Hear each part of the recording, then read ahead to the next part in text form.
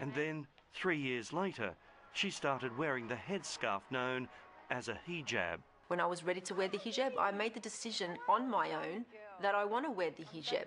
But there's no enforcement upon me that I need to wear hijab. She gets looks from people, as do we as her parents, but, you know, you're going to get that in any place. Rebecca grew up in a sporting family. Mum Marie is a World Masters athletics champion with more titles than the British royal family, while Father John is a world champion at javelin. This was her passion. Oh, really? Brought up on the beaches of Wollongong, south of Sydney, a very outdoorsy family. When she said she was going to convert, what were your thoughts? Yeah, I was surprised. She asked the question, what did I think about her changing and converting to Muslim? And I said, if that's your choice, you're our daughter, you'll always be our daughter, and we're proud of you. And if that's what you want to do, well, then we support you. And while there are very different physical and social changes to their daughter, they are enormously proud. Well, the drinking I don't miss. I still go out with my girlfriends, I still have coffee, I still go to fundraisers, I enjoy myself. I actually am so happy with my lifestyle now that I don't really reminisce on the times before.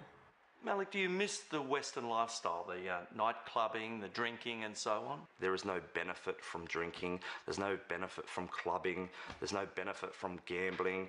If anything, you know, staying away from those kind of things, I believe can fix a lot of the problems that society has. Blue-eyed Mark, now known as Malik, got interested in the religion because he liked the way his Lebanese mates at the beach talked about their faith. Live your life in a peaceful, calm, respectful way.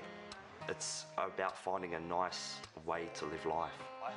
He's since met his wife Asma, and together they run a successful small business. As long as he's happy. And he has been. His father Brian is a retired salesman, and Mum Chris works at Woolies. And although they don't celebrate Christmas as a family anymore... We don't love him, Les. No, still our son. Yeah, you can never change that. But he has changed his name. You felt at the time he wanted to become part of that society, which he couldn't do with his English name. Right, he would have always been an outsider. So it was a bit surprising to them. Not all parents are as accepting. They were a bit concerned. Siobhan grew up in Sydney's eastern suburbs, went to a Catholic school, and is the daughter of a plumber. The bars and clubs are no more. I found liberation, sort of not oppression, in covering up my body, because I could then project the true person who I was, not what I looked like. So people could judge me on the content of my character, not on the exterior. For many Australians, if it wasn't for the hijab, we wouldn't really know their religion. But just like Christian nuns, those Muslims who are more deeply religious say this dress gives them a spiritual connection. It's teaching you to be more pure, to remember all the time that you are veiled. So check your manners, check the way you speak, make sure you're acting in a correct manner, because a veiled woman, shouldn't be misbehaving. And so it was they decided to break down some barriers and have National Hijab Day, letting non-Muslim women try one on. I play sport with women that wear the hijab, and I just wanted to feel how they felt.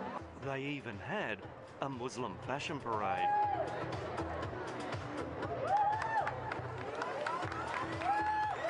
But what many Australians associate the religion with is this. A terrorist attack. London under attack. Kuta, the first blast was... If someone does something bad, it's not a reflection of their faith, it's a reflection of them as a person. It's not the majority that think like this, that act like this.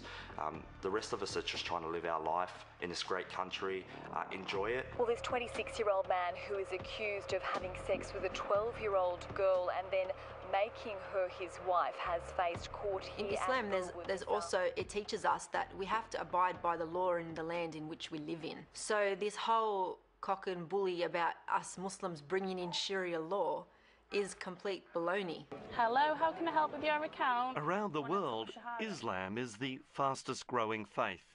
5,000, mainly white British people, are converting each year. My friends, they've really been supportive. When I started wearing the headscarf, it was a shock, but they've got used to me wearing a scarf and it doesn't